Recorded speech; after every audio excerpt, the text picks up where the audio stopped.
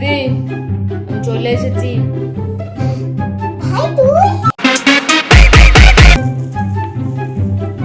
এই যে ছাগলটা চলে এসেছে, আবার জ্বালাতে। না জানি এবার কতদিনের জন্য জ্বালাতে এসছে।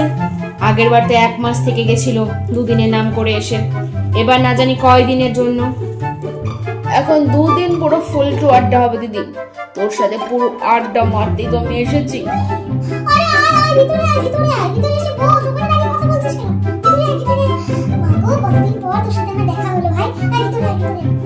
আরে জাম্বো নাকি? জাম্বো 2 দিনের জন্য পুরো ফুল টু আড্ডা হবে, ফুল টু আড্ডা। কেমন আছে বলো? অবশ্যই আমি চলে এসেছি মানে তো তুমি এখন ভালোই আছো। এতক্ষণ তো ভালোই ছিলাম, তুই এসেছিস জানি না কেমন থাকবো। আরে দিদি এত তাড়াহুড়া করতে হবে, আমি তো এখন পুরো 2 দিনের জন্য আছি। যা করবি ধীরে সুস্থে কর, কোনো তাড়াহুড়া নেই। শোনো না গো, বলছি আমার ভাইটা তো এসেছে, ওর জন্য একটু কিছু খাবার দাবার নিয়ে এসো না।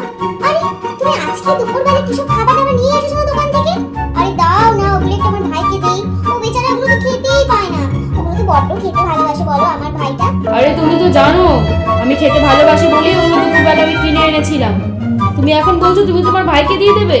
তুমি পরে আবার নিয়ে আসবে না ভাই, তোমার জন্য আবার এত কি আছে? তুমি পর থেকে এনে না হয় খাবে, এখন দাও আমি আমার ভাইটাকে একটু দেই গো, ও ওগুলো খেয়ে খুব খুশি হবে। তুমি ওই ঘরে গিয়ে বসো, আমি নিয়ে আসছি। এই যে নাও, সব জিনিসগুলো নিয়ে এসেছি, ওকে দিতে বলছিলেন, নাও। এই দেখ ভাই, তোর জন্য তো জাম্বো কত কিছু এনেছে। এই বাবা, তুই তো প্লাস্টিক আনিসনি, আমিও তো আনতে ভুলে গেলাম।